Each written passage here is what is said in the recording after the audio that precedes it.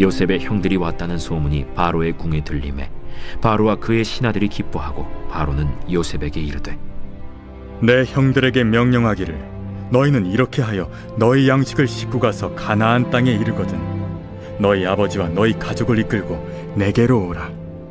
내가 너희에게 애굽의 좋은 땅을 주리니 너희가 나라의 기름진 것을 먹으리라. 이제 명령을 받았으니 이렇게 하라.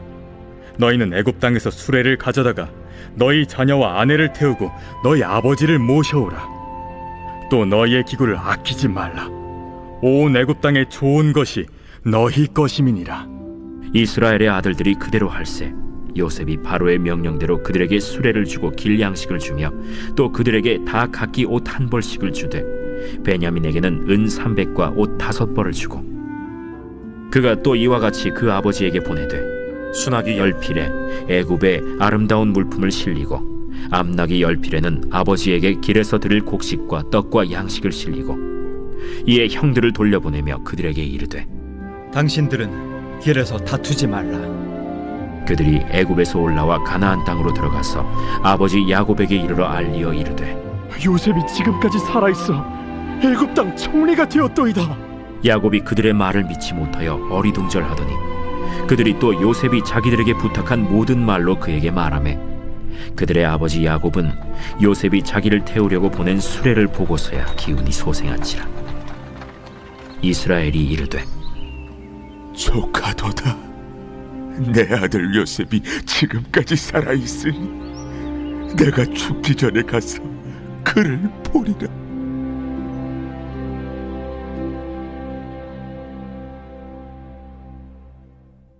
샬롬. 2026년 5월 22일 금요일, 오늘 우리가 함께 묵상할 말씀은 창세기 45장 후반전의 말씀입니다.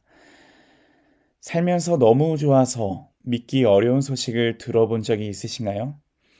오늘 우리가 함께 묵상할 창세기 45장 후반부의 말씀은요, 오랜 슬픔과 단절의 시간을 지나온 야곱의 가정에 마침내 찾아오게 된 회복과 소망에 대한 내용을 담고 있습니다.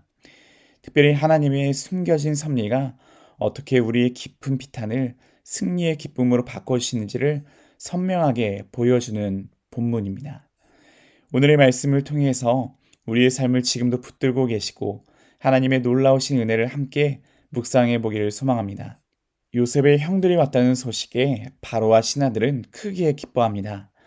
그리고 애굽의 가장 좋은 땅과 여러 가지 것들을 공급해 줄 것을 약속했습니다. 당시 세계 최고의 권력자였던 바로 왕이 왜 한 유목민 가족에게 이런 은혜를 베풀었을까요? 요셉은 이방 땅 한가운데서도 하나님의 사람으로 살아냈습니다. 그리고 하나님은 그 한 사람 요셉의 믿음을 통해 바로의 마음까지 움직여 주셨고 하나님의 백성을 살릴 그런 길을 예비하셨던 거죠.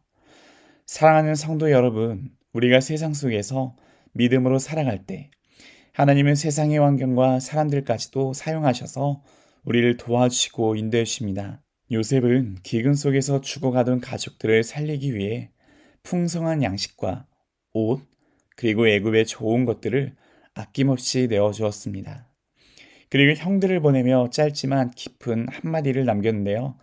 당신들의 길에서 다투지 말라고 했습니다. 왜 이런 말을 했을까요? 요셉은 형들이 돌아가는 길에 과거 자신을 팔아넘긴 사건을 떠올리며 서로 책임을 따지고 다툴 것을 알았기 때문입니다. 하지만 요셉은 더 이상 과거의 죄책감 속에 머물지 말라고 말했습니다. 마치 이렇게 말하는 것 같습니다.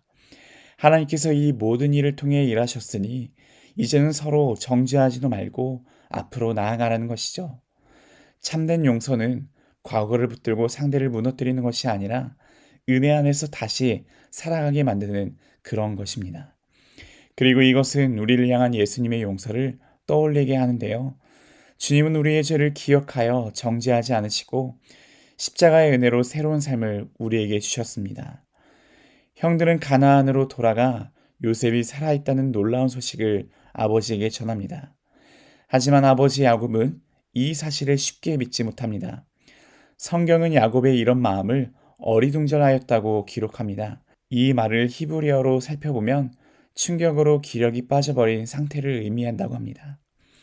그런데 야곱의 마음을 다시 살아나게 만드는 결정적인 증거가 등장한데요. 바로 요셉이 보냈던 수레입니다. 애굽의 수레가 가나안까지 온다는 것은 상상하기 어려운 일이었기에 야곱은 그 수레를 보고 비로소 요셉이 살아있음을 확신하게 되었던 거죠. 마침내 야곱은 이렇게 고백합니다. 조카도다, 내 아들 요셉이 지금까지 살아있으니. 비탄 속에 주저앉았던 인생이 하나님의 섭리 안에서 다시 일어설 수 있게 된 것이죠. 사랑하는 성도님들, 우리의 삶에도 이해되지 않는 시간들이 있습니다. 기도해도 응답이 없는 것 같고 끝난 것 같은 절망적인 상황도 있는 것이죠. 그러나 하나님은 보이지 않는 곳에서도 여전히 일하고 계십니다. 십자가에서 죽으신 줄 알았던 그 예수님이 부활의 주님으로 다시 나타나신 것처럼 하나님은 우리의 슬픔도 결국 은혜와 승리로 바꾸시는 그런 분이십니다. 오늘도 이 말씀을 붙들면서 우리들도 조카도다라고 고백하게 하실 그 하나님의 놀라우신 신실함과 그 섭리를 신뢰하며 살아가는 그런 저와 여러분들 되기를 소망하며 함께 기도하겠습니다. 신실하신 하나님 아버지, 오늘 말씀을 통해 눈물과 기다림 속에서도 묵묵히 구원의 역사를 이루어 가시는 하나님의 섭리를 바라보며 나아갑니다.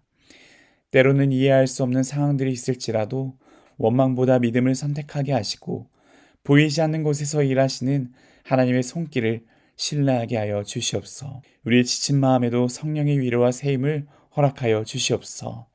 존귀하신 예수님의 이름으로 기도합니다. 아멘.